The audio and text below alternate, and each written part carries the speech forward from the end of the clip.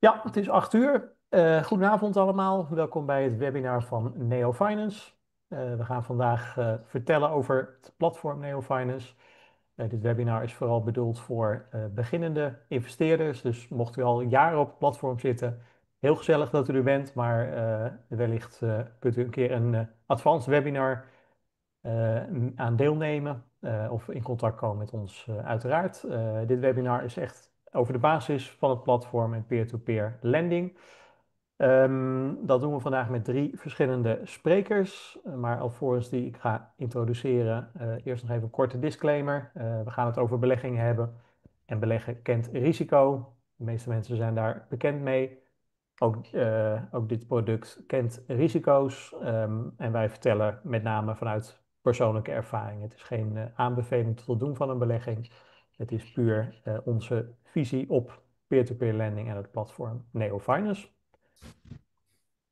Dat gezegd hebbende wil ik graag onze sprekers introduceren. Tom, aan jou als eerste het woord. Ja, dankjewel. Nou, ik ben Tom Lossing, beursbox.nl is mijn website. Ik ben niet in dienst van Neo Finance. Ik ben een klant van Neo Finance. Ik ga zo meteen ook laten zien hoe mijn account eruit ziet. Dan neem ik je even mee in het account. Dan kan ik laten zien in grote lijnen hoe het eruit ziet. Ik weet veel van het platform. Ik heb ook een cursus gemaakt over heel Neo Finance, van begin tot het eind. Dus ik kan daar heel veel over vertellen. Ik ga mij vandaag beperken tot de hoofdlijnen inderdaad, maar ik zei het net al. En het gaat er even om een introductie om te laten zien hoe of wat. Ook het beantwoorden van vragen over risico's of wat is het nou precies. Daar gaan we het allemaal over hebben. Dus heb je vragen, kom er alsjeblieft mee. Maar ik ben dus in feite gewoon ook klant, net als dat jij kan worden. Ja, dankjewel. Over vragen gesproken. Ik weet niet zeker of de chat werkt. Zo niet, dan is er een vragen- en antwoord gedeelte waar ook vragen gesteld kunnen worden. Als het wel via de chat kan, dan is dat uiteraard ook prima. Nou, dan hebben we ook nog Rogier, voor sommigen al een bekende naam in ieder geval, maar misschien nog geen bekend gezicht. Rogier, misschien wil jij jezelf nog ook even introduceren. Ja, tuurlijk. Goedenavond, mijn naam is Rogier. Ik ben Investors Relations Manager bij NEO Finance. Ik ben dus wel in dienst bij NEO. En ik ben ook echt het centrale contactpunt voor al uw vragen. Dus vele van jullie heb ik waarschijnlijk al wel op de mail voorbij zien komen. Heb je vragen over het platform of iets dergelijks, kun je ons altijd bereiken op investors@neofinance.com. Ik zal later de link nog even delen. Super, dankjewel. Mijn naam is Mark Leenaerts. Ik ben sinds 6 jaar betrokken, 7 jaar inmiddels al bij Neo Finance in verschillende rollen. Op dit moment als country manager voor de hele Benelux area. Maar bovenal ook gewoon investeerder op het platform en ambassadeur van het platform sindsdien. Oké, dan gaan we wat vertellen over het platform. Als mijn muis ook meedoet. Ja, eerst even wat basisdingen over Neo Finance. Belangrijkste reden om aan het platform deel te nemen is het rendement. We zijn allemaal beleggers. We zoeken allemaal een goed rendement voor ons spaargeld. En bij Neo Finance is het mogelijk een stabiel rendement tussen de 10 en 14% netto te behalen. We gaan het straks uitgebreid toelichten hoe dat mogelijk is en ook onderbouwen dat dat het geval is. Persoonlijk zit ik de afgelopen 6 jaar op rond de 11% netto ieder jaar, eigenlijk zonder grote afwijkingen.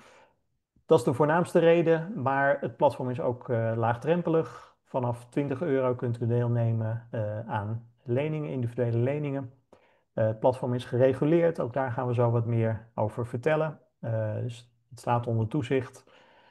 Ehm, en er is sprake van rente op rente. Het is echt een ja, een goed voorbeeld van samengestelde interest, ook wat achtste wereldwonder wordt genoemd.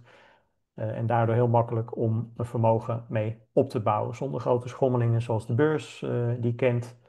Daar heb ik zelf ook de nodige ervaring mee gehad in het verleden. En ja, peer-to-peer lending is voor mij wel een hele stabiele en ook relatief passieve vorm van inkomen gebleken.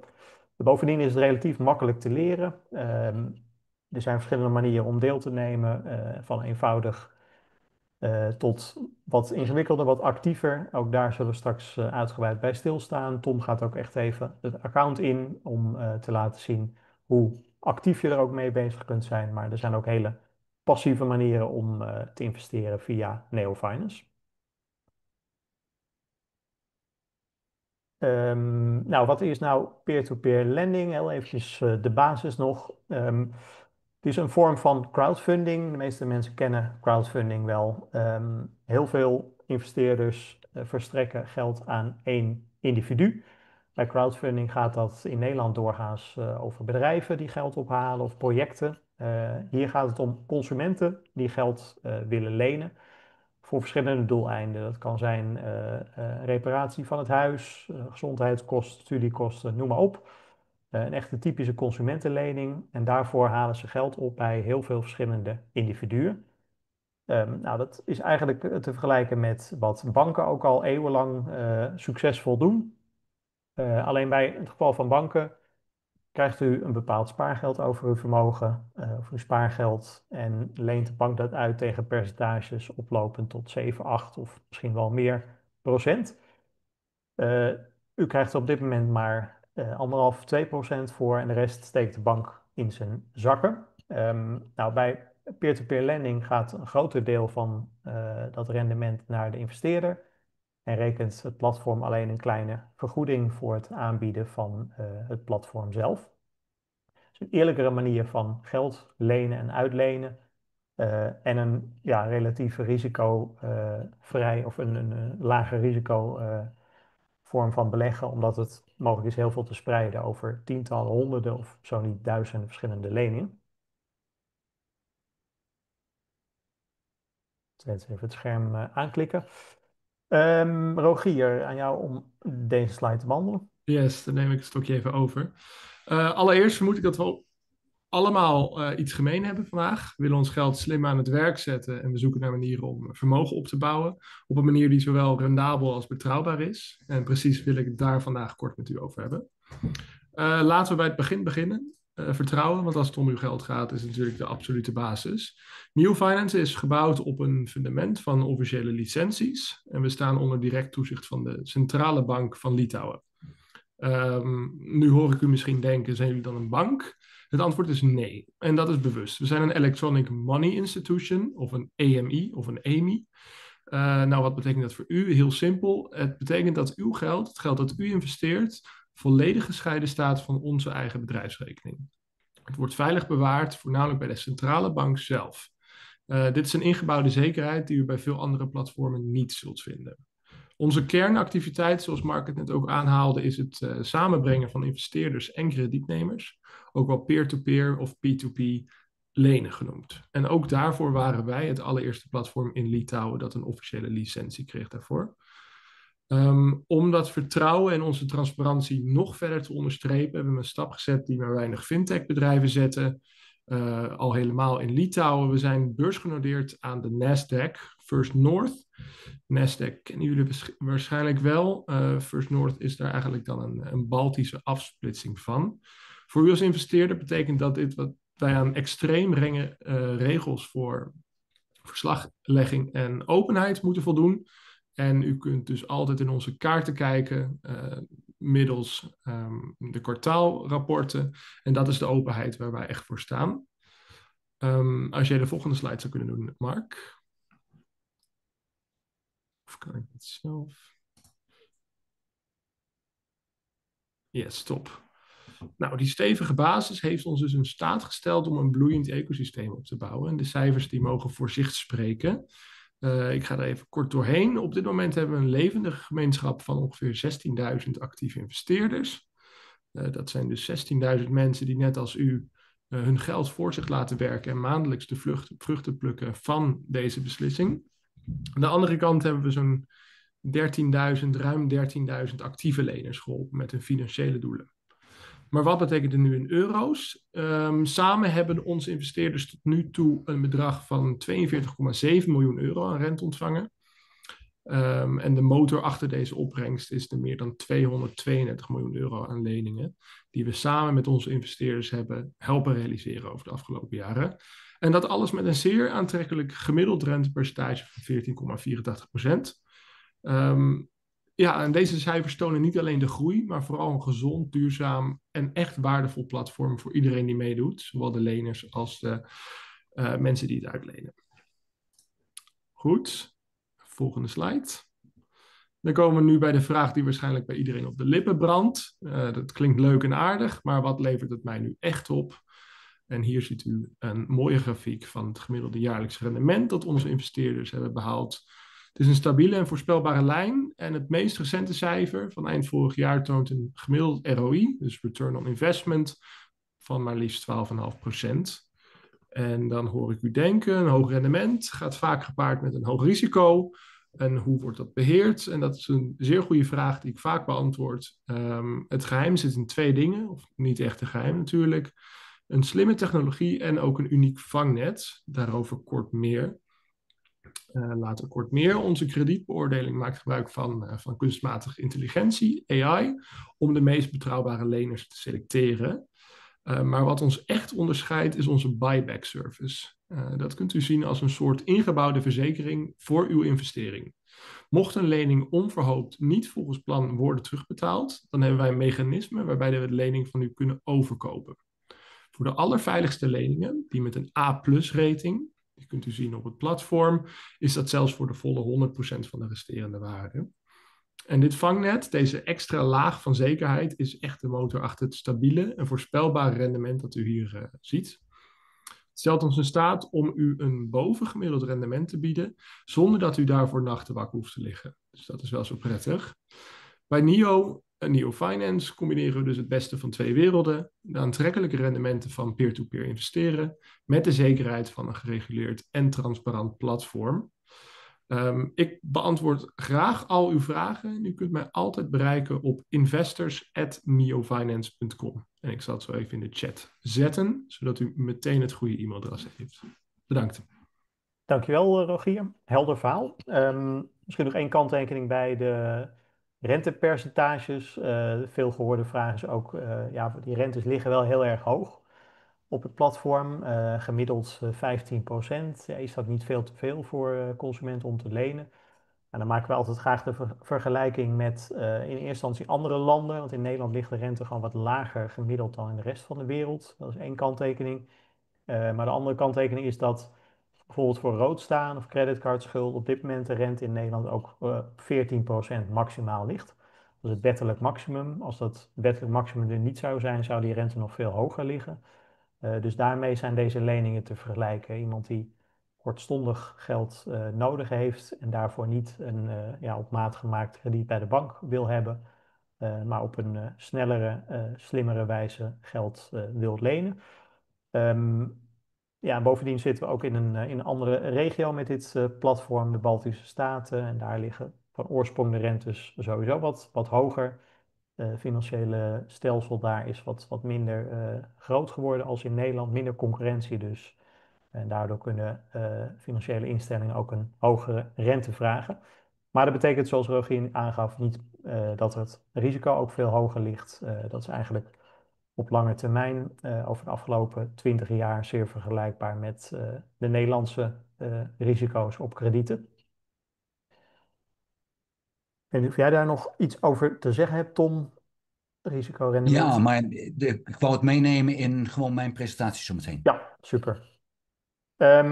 Ja, dan nog even een extra stukje bewijs. Een slide die we sinds een tijdje altijd toevoegen. Dit zijn de werkelijke rendementen op accounts van klanten. Rechtsbovenin zien we ook het account van Tom. Enigszins gedateerd. Dat zal inmiddels veranderd zijn ook, maar dat gaat Tom zo zelf laten zien. Dit is niet een selectie van de best scorende accounts. Het is gewoon alle mensen die gereageerd hebben met een screenshot van hun eigen account. En dan zien we twee percentages. Het jaarlijkse rendement op de investering, of dat noemen ze ook de XER op het platform. En de jaarlijkse rente. Jaarlijkse rente geeft het nominale interestpercentage aan. Dus wat je gemiddeld over een lening krijgt. Nou, dat zit rond de 15%, zoals we net hebben gehoord. Maar daar zijn ook een aantal leningen die niet volledig, waarop niet volledig rente wordt betaald of waarop niet volledig wordt afgelost. Dus die kosten, zeg maar, die worden afgetrokken van de jaarlijkse rente om op de XEER te komen. Alleen die XEER is niet samengesteld, dat is niet rente op rente, dat is gewoon puur de netto inkomsten op jaarbasis. Dus het werkelijke rendement, dat wordt tegenwoordig ook op het account aangegeven als ROI. Dat ligt ergens tussen die percentages en daarmee komen we ongeveer op die 11-12% netto uit over alle accounts verspreid. Nou, ik noemde net al de Baltische Staten. Het platform is bedacht en ontworpen in Litouwen. Een land wat niet voor heel veel mensen een heel bekend land is. Gelukkig wordt het wel steeds bekender. Ik spreek steeds vaker mensen die er geweest zijn of mensen kennen die daar wonen. Om het land toch een beetje te helpen promoten, organiseer ik regelmatig field trips. Dat zijn gezellige, educatieve reisjes naar Vilnius, de hoofdstad van Litouwen. Dat doe ik sinds 2020 al. Inmiddels een man en vrouw of 60 al die kant op gebracht. Ja, dat geeft altijd toch een extra stukje vertrouwen. Toen ik in 2019 begon op het platform, was het voor mij ook wel een vereiste om eerst een keer daar te gaan kijken. En zo ben ik erachter gekomen dat het een heel modern land is. Op IT-vlak eigenlijk nog wat moderner dan Nederland of België. Ehm, het is een heel veilig land, een heel groen land en ja, heel prettig om een aantal dagen te verblijven. Op dit moment staat er geen fieldtrip in de planning, maar mocht u geïnteresseerd zijn, stuur even een mailtje. Dan zullen we u op de hoogte brengen. Wellicht dat we in september weer een keer die kant op gaan. En dan tenslotte, voordat we naar het verhaal van Tom gaan, is er ook nog een andere mogelijkheid die ik graag even wil benoemen. Dat is het investeren tegen een vaste rente. In de loop van de jaren hebben we meer dan 1000 mensen mogen begeleiden op het platform. Dat doen we vrij intensief, tot de cursus van Tom of de ondersteuning van Rogier. Maar sommige mensen hebben toch een te druk leven of een te groot vermogen om heel actief op zo'n platform bezig te zijn. Nou, speciaal voor die mensen hebben we ook een mogelijkheid om tegen een vaste rente te investeren, die op dit moment 8% bedraagt, 8% per jaar. Dat wordt per kwartaal uitbetaald en dat loopt niet via het platform, dus dat is echt gewoon een losstaand investeringsproduct waarvoor registratie op het platform niet nodig is. Er worden wel aanvullende zekerheden aangeboden. En dit is iets wat we vanaf 10.000 euro aanbieden. Mocht dat interessant zijn, neem ook even contact op. Ik zal mijn e-mailadres ook even in de chat zetten. Iets wat ook al jarenlang succesvol loopt. Maar uiteindelijk, eerlijkheid gebied te zeggen, op het platform is het netto rendement nog altijd het hoogste.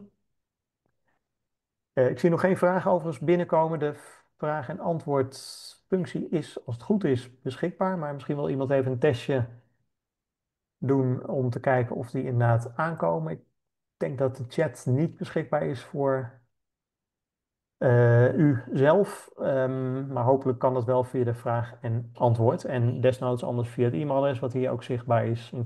investors@neofinance.com. Dan kunnen we die hier ook live meenemen. Dan geef ik nu graag het woord aan Tom. Hartstikke mooi, dankjewel. En moet ik dan delen aanzetten of krijg ik het? Even kijken, want dat is natuurlijk Ja, wel van belang dat jullie mijn scherm zien. ik zie ondertussen ook in de chat al wat binnenkomen, dus alles werkt gewoon helemaal goed. Oké, maar dan moet ik alleen even kijken hoe ik kan delen. Zou wel handig zijn. Even zien, hoe moet ik dat doen? Beantwoord ondertussen al een vraag die binnenkomt. Ah, dat is mooi. Wat zijn de jaarlijkse deelnamekosten aan het platform? Ehm, Tot voor kort was alles gratis, inclusief het uitlenen aan klanten. De commissie die Neofinance rekent, dat wordt betaald door de lener. Dus het is in die zin een kostenvrije investering. Recent is daar wel een kleine verandering in gekomen. Er wordt nu 1 euro per maand aan service fee gerekend.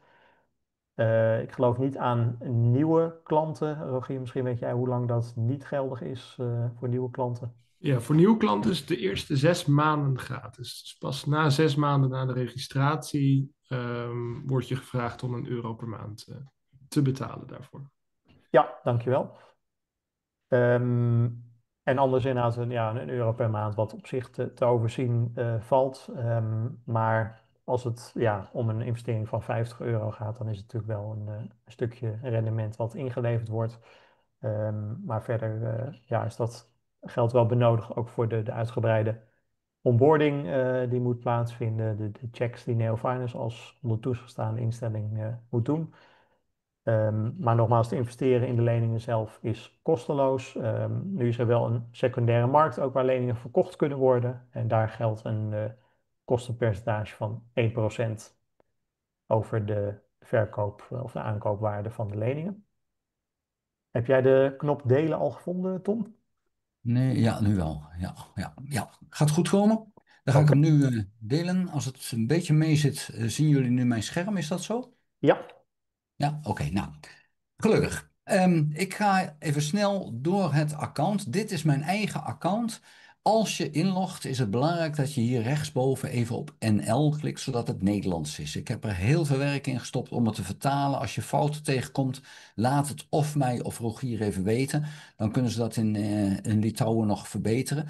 Een van de dingen die ik de afgelopen jaren echt enorm heb gepromoot is: maak het alsjeblieft ook in het Nederlands. En daar is dus ook gevolg aan gegeven. Je ziet hier 5 tabbladen. Die zijn belangrijk in je account. Het eerste tabblad is het overzicht. En dan zie je wat het heeft opgeleverd. Dit is mijn persoonlijke account. Dus ik heb een aardige opbrengstal. En je ziet mijn rendement zonder herinvestering. Dat is 10,69%. Vervolgens zie je mijn rekeningssaldo. 6,69 zie je hierboven ook. Dat is wat ik nu cash heb. Er staat €635 staat klaar in leningen die nog niet verstrekt zijn, maar waar ik wel op heb ingeschreven. En ik heb een portefeuille van €132.000.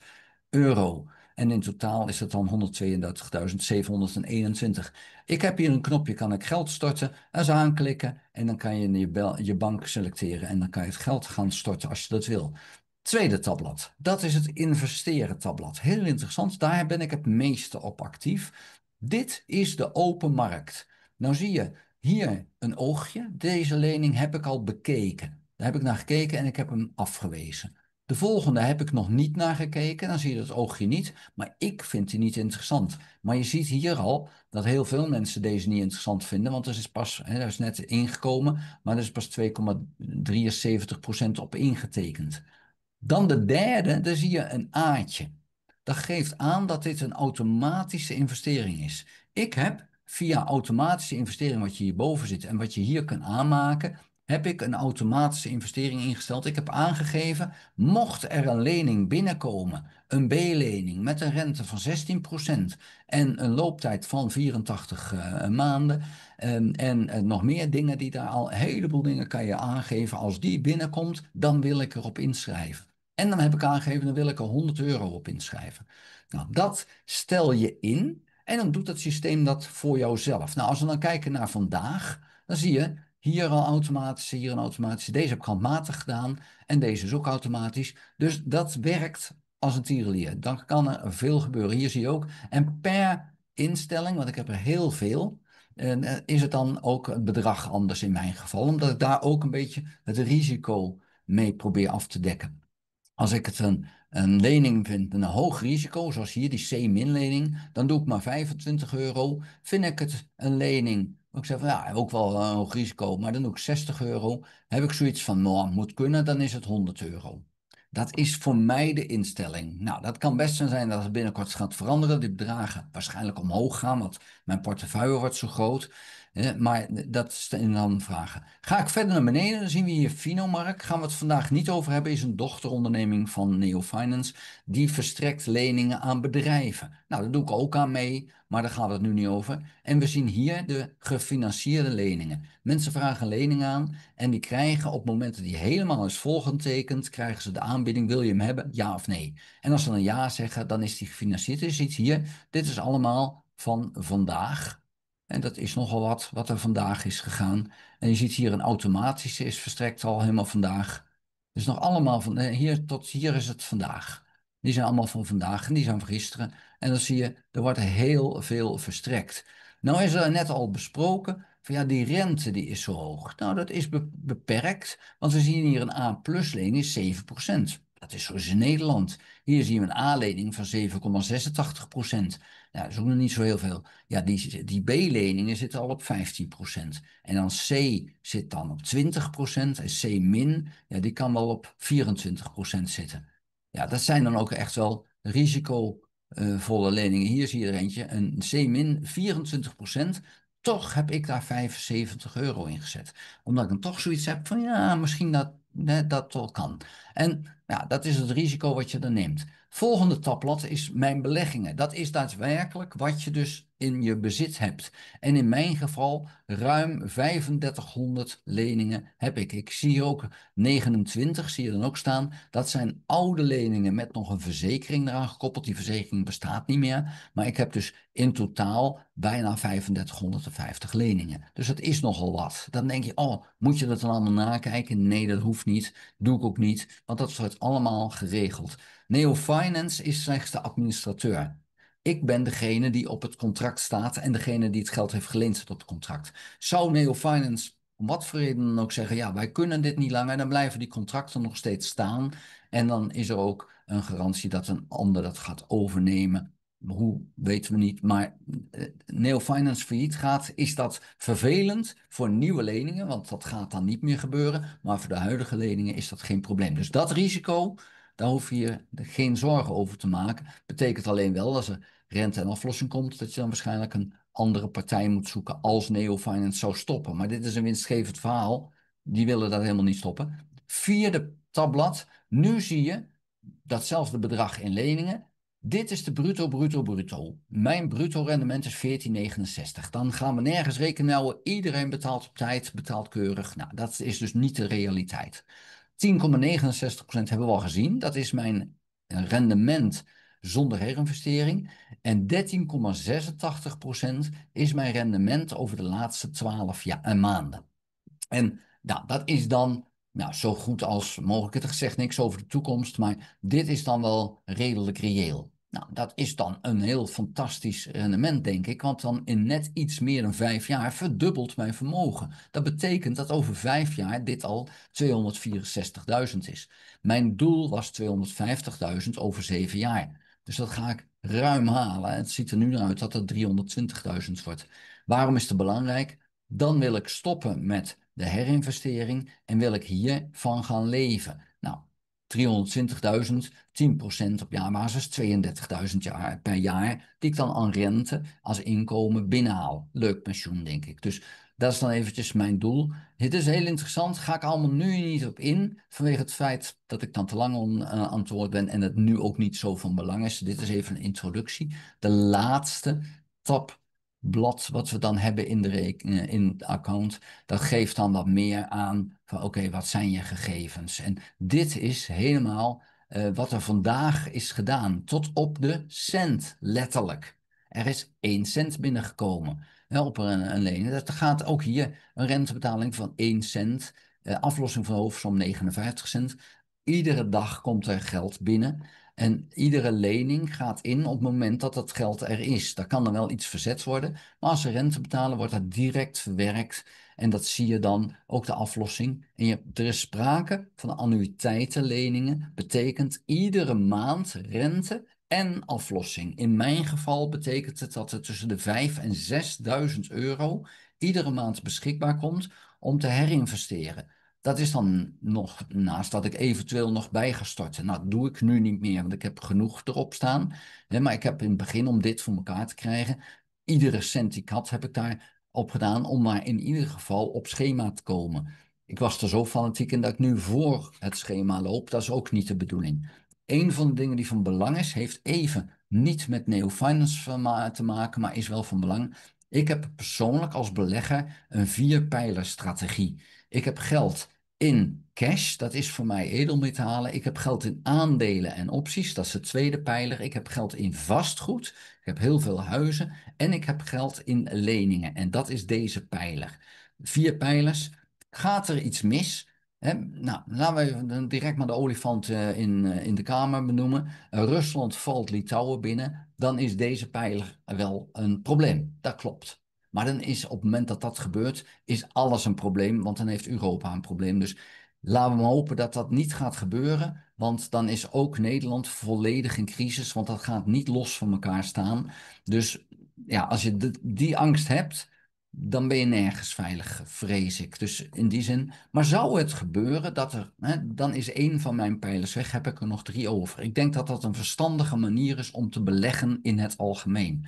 Nou, dit is dus mijn account. Ik heb nog maar 7,22 € openstaan. Ik probeer dit getal altijd onder de 100 euro te houden. En dat is dus gelukt. Ik heb vandaag maar 1 investering zelf ingezet. De rest is automatisch. En die ene investering die ik zelf in heb gezet, die was niet eens zo heel groot. Dus mijn account blijft keurig bijgehouden worden.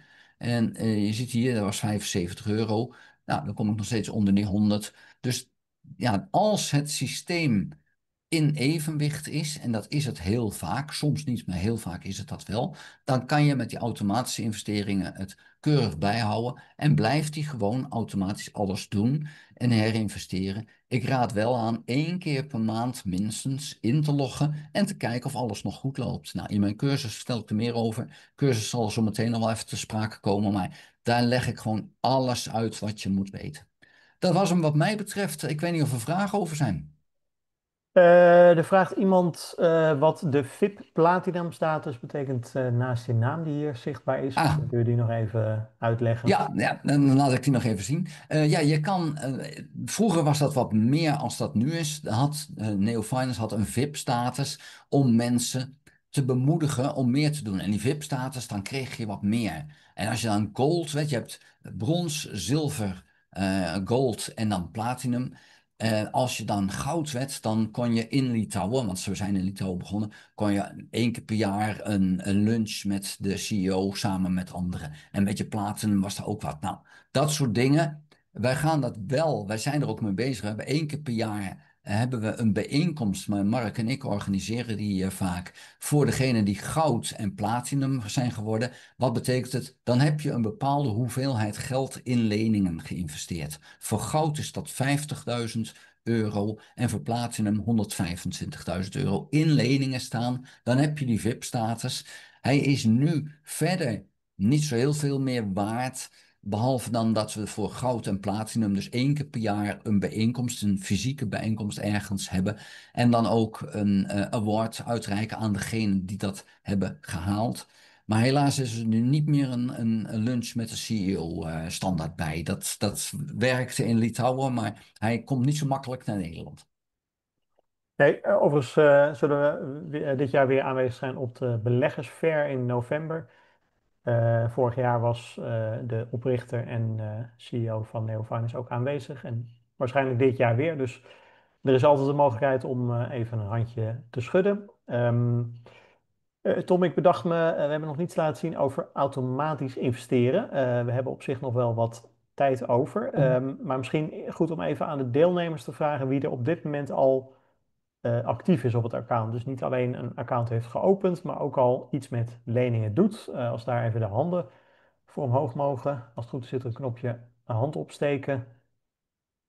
Dan gaan we even kijken of het nuttig is om deze mensen even te helpen met ehm, het automatisch investeren. Ja, ik zie toch wel een flink aantal handen. Dus misschien wil je ons nog even jouw Ja. mening en tips meegeven over het automatisch investeren. Ik ga even laten zien hoe je het aanmaakt. Ik denk dat dat wel heel interessant is. Je hebt dat knopje maak aan investering aan. Als eerste geef je hem een titel. Nou, dat is nu even 28 mei. Dan weet ik voor mezelf. En dan kies je welke kredietwaardigheid je wil. Nou, de B is degene die het meeste oplevert. Netto. En dan zeggen we, ja, hoeveel wil ik maximaal voor een B uitgeven? In mijn geval is het 75. Het minimumbedrag is 20. Het maximumbedrag is 500 per lening. Dus ik hou het even op 75. Dan is het, ja, wat wil je dan voor rente hebben? En dat kan je zelf bepalen. Je kan zeggen 10, maar dan krijg je ook altijd de laagste rente die er ook beschikbaar is. Ik vind het zelf wel belangrijk om te zeggen van ja, ik wil toch even een beetje strenger zijn. Nou kan je daarvoor kijken en dan moet je even hier dit bedrag, dat is wat nu op 1,3 miljoen staat, dan kan je naar kijken. Als ik hem neerzet, als ik hem op 19% zet, dan is er niets geleverd de afgelopen maanden. Als ik hem naar 18 ook niet, ga ik hem naar 17, dan hebben we nog steeds te hoge rente die we dus willen hebben. Dan komen we bij 16%. Nou, dan heb je al een hele forse rente. Ik raad aan om dit bedrag, nou ja, zeg even, het is maar ongeveer 50.000 euro te houden. Of 45.000, whatever. Maar hou zo'n bedrag, moet hier echt wel blijven. Maar iedere selectie die ik u onderdoe, die zal dat bedrag kleiner maken. Dan kan ik zeggen, wat is de periode? Nou, bij een B-lening is de maximale looptijd 84 maanden. Voor iedere kredietwaardigheid is dat anders. En je hebt dan aanvullende criteria. Ja, en dan wordt het interessant. Je kan aangeven, hoeft niet, kan aangeven, waarvoor wil ik dat die lening wordt gebruikt. Nou, ik vind zelf, als iemand ervan gaat reizen, dan zeg ik van, ja, dat vind ik helemaal leuk dat jij dat doet, maar dan ga ik jou niet uitlenen. Dus ik zeg vaak, ja, ik heb een heleboel redenen dat je allemaal mag gebruiken, maar reizen, ik ga jouw vakantie niet betalen. Hè. Dus dat bekijk het maar. Dan kan je ook onderwijs en je kan gewoon aangeven, wat vind ik belangrijk? Is het belangrijk dat iemand een middelbare school heeft voltooid? Of vind je het helemaal niet belangrijk? Nou, en daar hebben we een hele discussies over van moet dat? Ik heb net nog iemand gezien die heeft een dokterstitel en een loon van 600 euro netto. En dan denk ik, ja, daar heb je dus al die studie voor gedaan en je hebt een loon van niks. Dat kan zijn omdat er maar een parttime wordt gewerkt, maar het kan ook zijn dat iemand niets, maar dan ook niets met die studie heeft gedaan. Is het dan zo belangrijk? Nou, dat is een keuze aan jou. Vind je dat belangrijk of niet? Ik heb zelf dat ik minstens middelbare school, als je iets invult, dan moet je ze allemaal die je goed vindt, moet je invullen, maar je kan ook leeg laten. Maar ik doe het op die manier zoals we net niet zien. Dan is het zo, ook dat is een tip. Mensen die jong zijn, die zijn risicovoller. Nou, als je veiliger wil zijn, moet je boven de 30. Dan beginnen ze zich verantwoordelijk te voelen. En in Litouwen worden ze niet zo oud als in Nederland. Dus ik raad ook aan om daar te zeggen van nou, ik zou daar ietsje voorzichtiger mee zijn. Ik wil niet zeggen dat het dit moet zijn, maar het kan ook zo. Het is een tip, je hoeft het niet te doen. Volg mij niet blind met wat ik hier doe, dat is niet de bedoeling. Hè, maar dat zijn wel dingetjes. En ondertussen zie je je bedrag al kleiner worden, hè, dus dat is even van belang. Dan, hoeveel wil je investeren in de lening die daadwerkelijk... En dus hoe groot mag die lening zijn? Daarmee zeg ik altijd, bedenk je één ding. Als je zelf een lening hebt bij een bank en je lening is 100.000 euro, dan heb jij een probleem als het misgaat. Is jouw lening 100 miljoen, dan heeft de bank een probleem. Nou, hier ook. Op het moment dat iemand 25.000 euro wil lenen, maximale bedrag, maar dat wil doen met een heel mager loon en nog maar net het werk hebben, ja, dan heb ik zoiets van ja, maar als hij dat werk kwijtraakt, dan heb ik zometeen als uitlener dat probleem. Dus ik vind dat een te groot bedrag, dus ik ga dat kleiner maken. Nou, dan zeg ik ja, dit is maar even, ik maak er 15.000 van. Dan zie je dit bedrag alweer een hele teruglopen. Hè, en dat lage bedrag, dat mag. Nou, dan is de vraag, moet iemand een burgerlijke staat getrouwd of samenwonend zijn? Of op andere wijze? Nou, dan moet je zelf weten of je dat wil. Ik vind het niet belangrijk. Dan is er een onderpand. En dan moet je weten, dat onderpand is niet hypothecair vastgelegd. Dus dat onderpand kan er nu zijn, kan die morgen verkopen. Daar moet je rekening mee houden. Dus hoe belangrijk is het? Dat moet je zelf bepalen. Maar het geeft wel aan, als iemand een eigen huis of een flat heeft, of een stukje grond, dan is er wel enige verantwoordelijkheid. Dus dat geeft het dan wel aan. Maar het is niet zo dat je er straks zeker van kan zijn dat het er nog is als diegene niet betaalt. Dat is dus niet zo. Dan ook afhankelijke personen, zijn er kinderen of een partner. Nou, dat kan ook. Dat je zegt van ja, ik wil wel 1, 2 of 3. Of misschien zelfs geen, maar 4 of meer. Als je dan het werk kwijtraakt, dan gaan die mensen uiteraard voor. Hè, ja, die moeten wel het eten hebben en alles. Dus ja, als je een heel groot gezin hebt, dan moet je wel heel flink geld verdienen. Wil je de lening ook nog af kunnen lossen. Dus ik zeg altijd dat het zo moet zijn. Maar goed, dat is ook voor jezelf. Nou, hoe lang werkt iemand er? Als ik te lang bezig ben, dan zeg ik het wel, zeg je het wel, hè, Mark? Want dit is ook zoiets. Heeft iemand nog maar net een baan? Ja, dan is de kans ook aanwezig dat hij ook weer snel verloren gaat. Dat is ook jouw keuze. Vind je het belangrijk of niet? Ik moet zeggen, de meeste mensen die lenen, hebben juist die 4 tot 12 maanden. Die zie je in die B- en C-leningen. Want dat is ook een risicofactor waarmee eigenlijk de kredietwaardigheid wordt vastgesteld. Dus ja, als je dit zo doet, dan heeft dat direct, dit zie je hier al, het bedrag zie je veranderen. Hè? Als ik nu zeg van, doe maar wel, oh, zo, dan knalt dit bedrag flink omhoog. Ja, daar heb je hem al. Dus dat is wel een belangrijk om die te doen. Dan het totaalinkomen van het gezin. Nou is het zo dat €950 netto is het minimuminkomen zo'n beetje in Litouwen. Netto, waar praten we over. Hè? Dat is een stuk lager dan dat ze hier gewend zijn. Maar wonen is daar veel goedkoper, onder andere.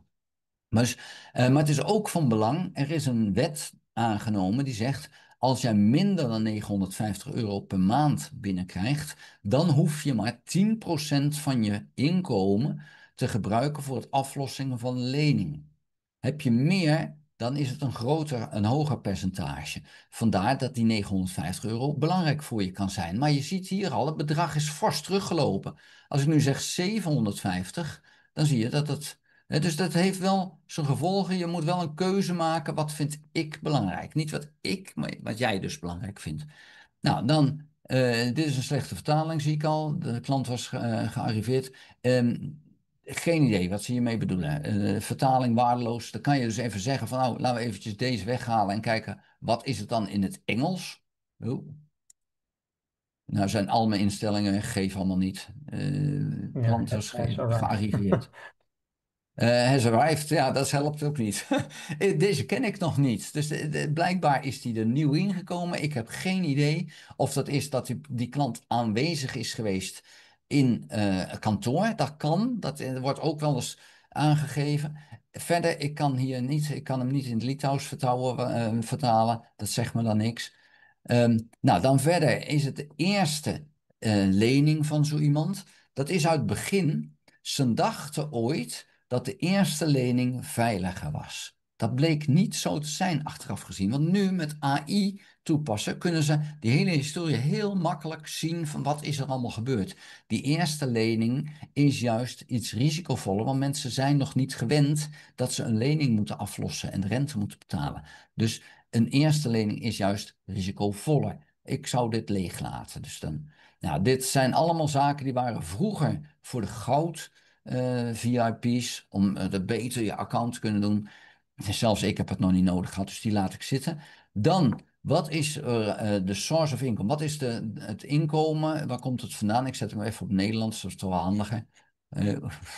Iets te snel, sorry. Even terug. Wat is ehm, het, ehm, de bron van het inkomsten?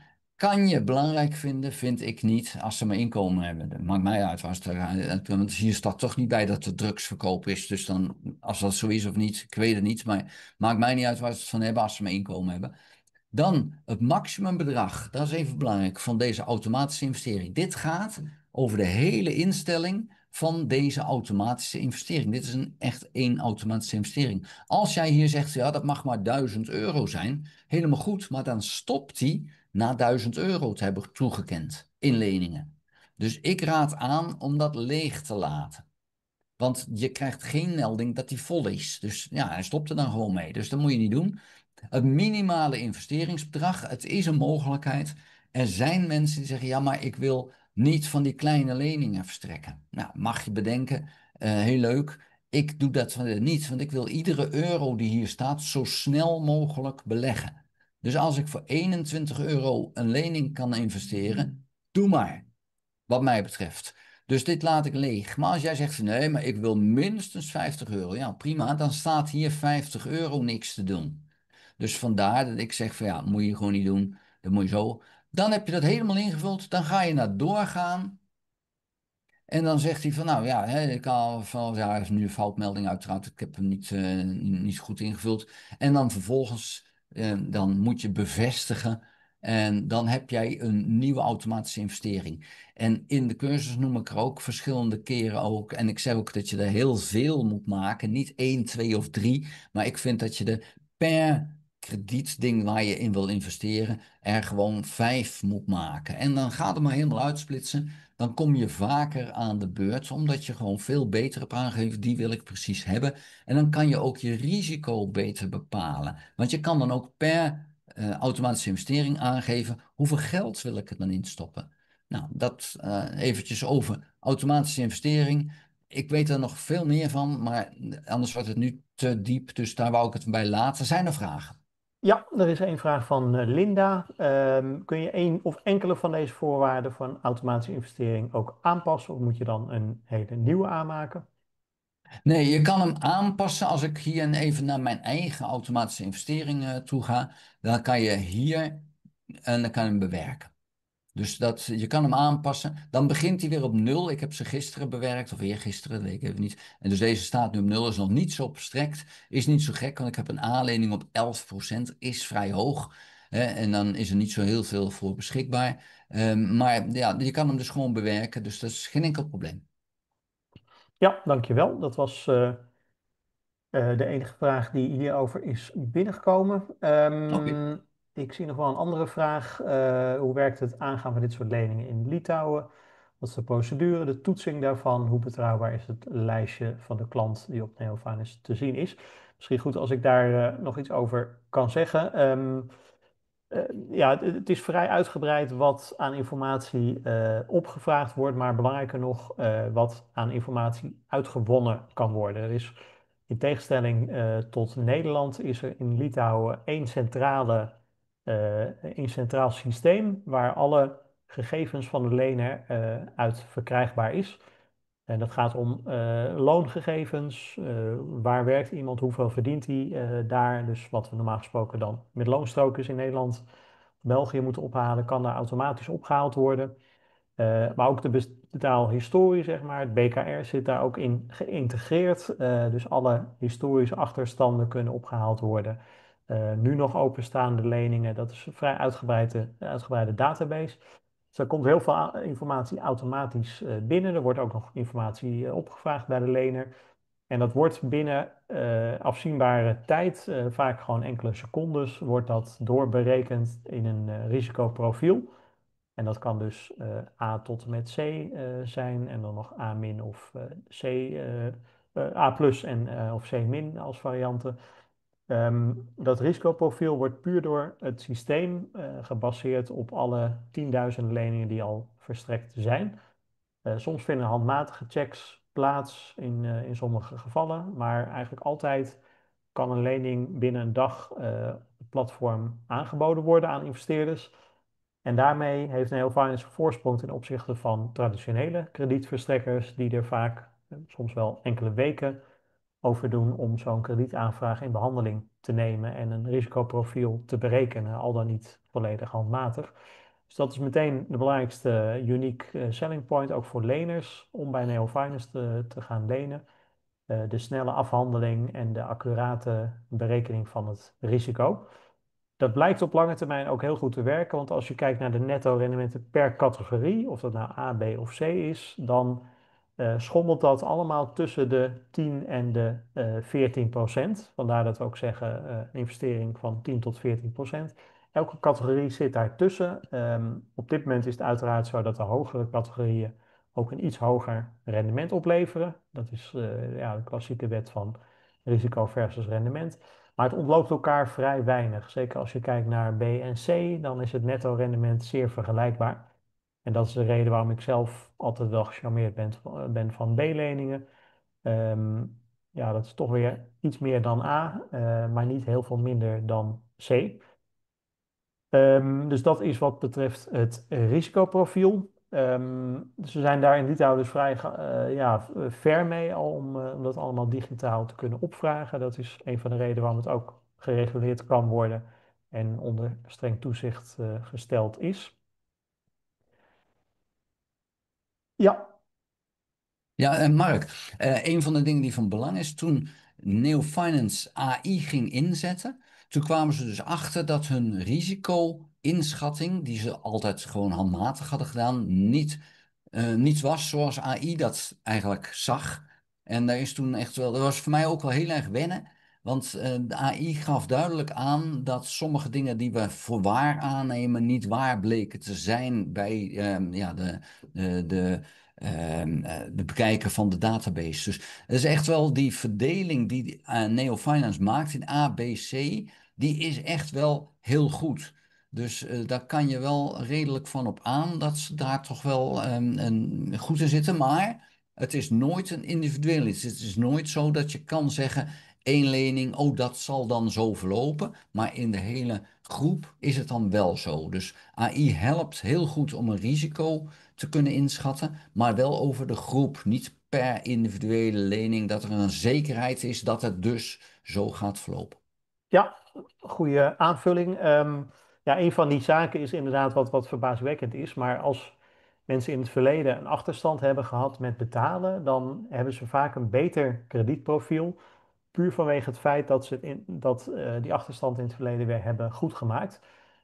Als het een achterstand van jaren is, dan werkt het in het nadeel uiteraard van de lener en wordt het percentage hoger. Maar over het algemeen, als iemand een maand achterloopt, maar daarna wel weer gewoon netjes blijft betalen, ja, dan is dat een teken dat iemand in ieder geval de wil heeft om te betalen. En dat zegt dan vaak meer dan iemand die zijn eerste lening afsluit en nog helemaal geen historie heeft met lenen. Er is nog een vraag, zie ik, voor de A-plus leningen van 19% met een duur van 2 tot 3 maanden. Dat zijn hele leuke leningen. Kan je alleen maar handmatig op intekenen en maar slechts met een tientje. Dat zijn kleine leningen. Eigenlijk worden die door Neo Finance gebruikt als een soort van advertentie. En je kan dus heel snel even snel handgeld krijgen. Tot 300 euro is het volgens mij. En dat levert eigenlijk voor jou als leningverstrekker niet zo heel veel op. Want het gaat vaak om leningen die maar 2 of 3 maanden duren en je mag maar een tientje investeren. En er zijn nog leningen, dat is dan soms ook met B of C-leningen. En dan praat je over misschien wel 30% rente. Maar dat zijn dingetjes waarmee ze dan in de markt eigenlijk een beetje stunten. Zo als je snel even 200 euro nodig hebt, kan je bij ons terecht. Ik schrijf er ook op in als ik ze tegenkom. Je krijgt maar 1 keer per maand krijg je een aanbod daarin in je account. Dus heb je hem gevuld, moet je weer een maand wachten tot hij weer eventueel komt als ze er zijn.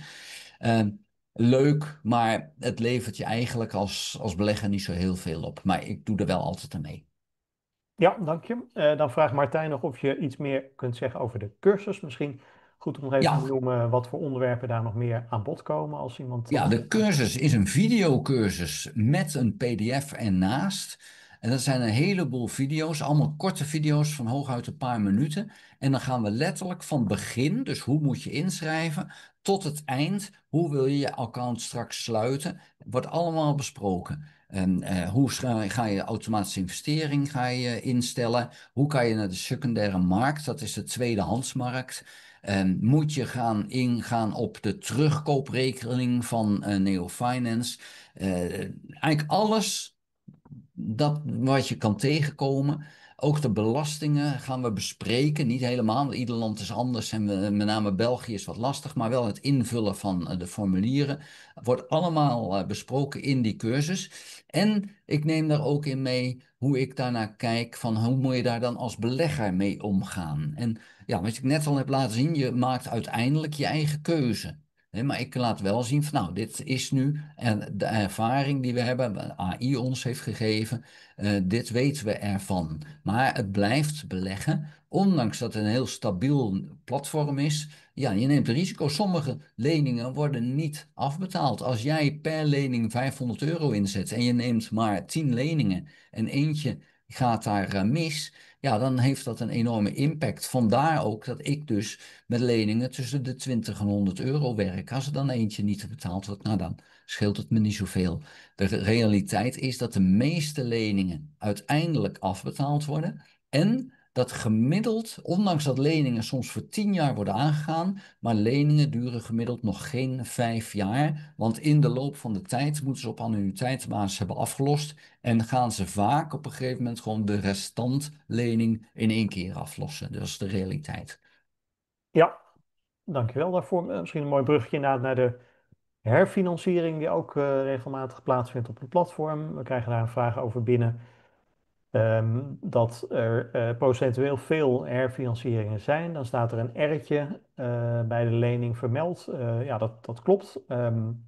Veel leningen worden aangegaan om andere leningen mee af te lossen. Dat kan een lening zijn dat de gebruiker de lening eerder al op het platform heeft afgesloten, of een lening bij een andere financiële partij.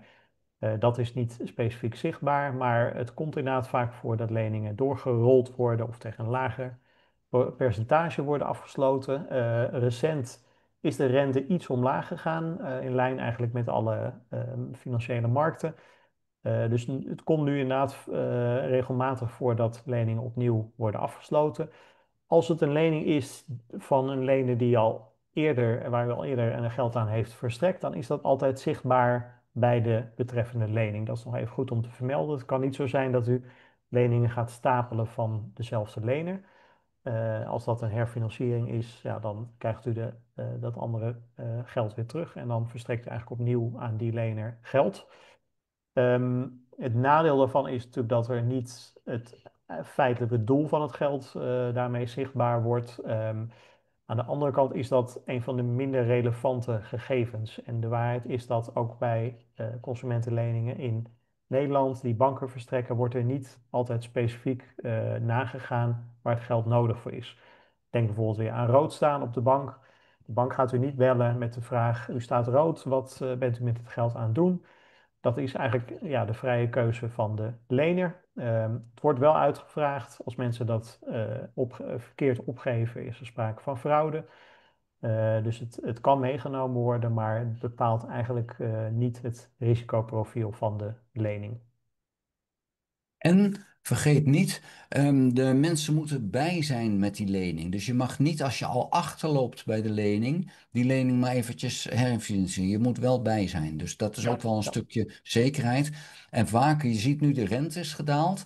En als ze dus keurig de lening betaald hebben tot op heden, dan heeft dat ook op de termijn heeft dat gevolgen, positieve gevolgen voor hun kredietwaardigheid. Dus stel je voor de rente is 1% gedaald, maar hun kredietwaardigheid is door het netjes betalen van de huidige lening is ook aangepast, dan kan dat soms wel 3% schelen. Ja, dan is het wel interessant, ondanks de kosten, want het kost hun wel geld, om dan te zeggen, ja, dan wil ik hem herfinancieren, want die 3% die hakt er wel in op termijn. Dus vandaar dat ze dat doen. Jammer voor ons, maar ja, de rente daalt en die mogelijkheid is er bij die mensen. Ja, dan doen ze dat. Ja, daar kan ik me ook helemaal indenken. En helemaal prima. Ja, dan gaat ons rendement iets omlaag, gemiddeld genomen voor de hele portefeuille. Maar ja, dat hoort erbij in dat spel. En je moet die mensen ook het ja, positieve deel daarvan gunnen. Dat ze dus een goedkopere lening kunnen krijgen, omdat hun kredietwaardigheid gewoon beter is en de rente gedaald is.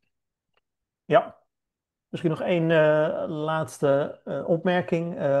Dat betreft het aanbod van de leningen. Op dit moment hebben we net kunnen zien dat er een behoorlijk aanbod is van leningen op de primaire markt. De meeste van de leningen wordt automatisch verstrekt via die automatische investeringen. Vaak ook ja, binnen een paar seconden. Dus die komen helemaal niet op de primaire markt zichtbaar. Maar ja, er blijft altijd een restant wat langer duurt om te vullen. In de afgelopen maanden was dat altijd vrij beperkt, dat aanbod, omdat er veel geld beschikbaar was vanuit verschillende investeerders op het platform. Op dit moment is daar weer sprake van meer stabiliteit en is er weer meer keuze. Voor het platform is het erg belangrijk dat daar balans in zit, dat er zowel leners snel aan hun geld kunnen komen, maar ook investeerders snel hun geld kunnen investeren. Dus het kan zijn dat er perioden zijn dat het aanbod wat minder is. Dat is niet per se omdat die leningen weggekaapt worden door grotere investeerders of dat soort zaken. Het is puur dat er dan tijdelijk een disbalans is. Maar het is eigenlijk in ieders belang om die disbalans zo snel mogelijk op te lossen. En gelukkig is dat de afgelopen tijd ook weer gelukt. En verwachten we ook de komende periode weer een ruim aanbod van leningen via de primaire markt en via automatische investering. Het is echt een dans om die balans erin te houden. Soms is het aanbod van leningen, mensen leningen willen hebben, is enorm. En dan is het, oh, we moeten meer investeerders hebben. Dan heb ik, onder andere heel veel proberen investeerders te interesseren. En dan zit er heel veel nieuw geld in. En dan neemt ineens die leningen af. Dus je blijft iedere keer, dan moeten we weer adverteren voor mensen dat ze leningen willen hebben. Dus dat blijft inderdaad een enorm ja, balanceeract. En het begin dit jaar is er inderdaad een enorme onbalans geweest. Die heeft maanden geduurd eigenlijk. Dat was een uitzonderlijk. En daar is van geleerd dat dat toch niet zomaar weer op deze manier kan gebeuren. Ja, het was niet anders. Maar aan de andere kant, mijn grote account is gewoon nog steeds voorzien. Alleen ik heb wel wat aanpassingen gedaan. Ik heb wat bedragen moeten veranderen. Om dus inderdaad wel alles verstrekt te blijven krijgen. Maar de balans was even zoek. Dat was jammer. Ja, dan nou, zijn we precies een uur bezig geweest. En dan hebben we denk ik alle Dit is wel belangrijke... eng, zoals ze dat getimed hebben. Hè? Ja, het lijkt wel gepland. Ehm, Mochten er toch nog vragen zijn, de e-mailadressen zijn gedeeld in de chat. Dus laat het ons gerust even weten. Dat kan ook morgen eventueel. In Litouwen is het volgens mij geen officiële vrije dag. Maar doorgaans zijn we vrij snel met het beantwoorden van e-mails. Ja, er komt vast wel weer ergens in het najaar een leuke sessie ook bij jou, Tom, in het mooie Ja, West. En anders zien we iedereen graag terug op de Beleggersfair in Amsterdam. en de cursus is via www.p2pfinance.nl te vinden. Die staat op een andere website, maar zou je dat willen, zo'n P2P, dat is een P'tje, een tweetje en een P en dan finance.nl, dan kan je de cursus ook vinden als je daar interesse in hebt.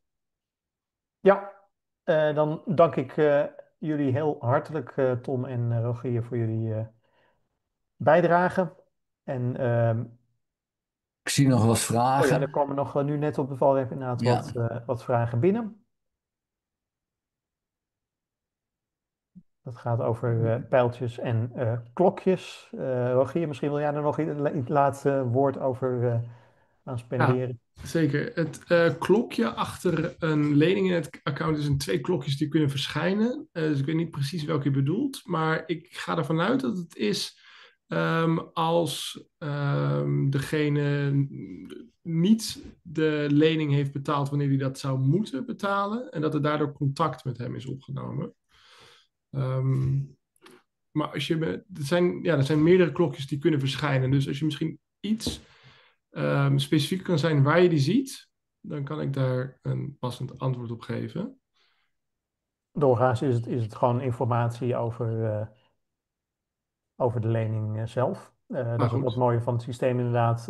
Als er een lening achterloopt, dan is er een overzicht wat daarmee gebeurt, Oh of ja. iemand gebeld wordt, et cetera.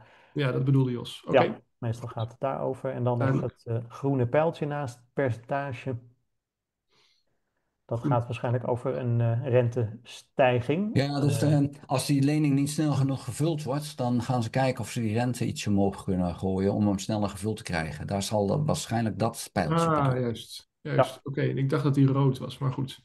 Ja, ik ben als hij kleurenblind, dus daalt. voor mij is het gewoon, Rood ik zie een pijltje, maar pijltje. goed. Welke Ja, kleur die heeft, weet ik niet. Het ja. kan, het kan ook dalen inderdaad, maar bij een groen pijltje is de rente toegenomen. Dat komt niet zo heel vaak meer voor. Vaak weet het systeem prima tegen welk percentage een lening Ja. snel afgesloten wordt. Maar het komt er inderdaad nog wel eens voor. Dan denk ik dat we echt alle vragen hebben gehad. Ik zie nog in de Q&A over de investeringsfilter. Dat wordt allemaal ook in de cursus behandeld, inderdaad.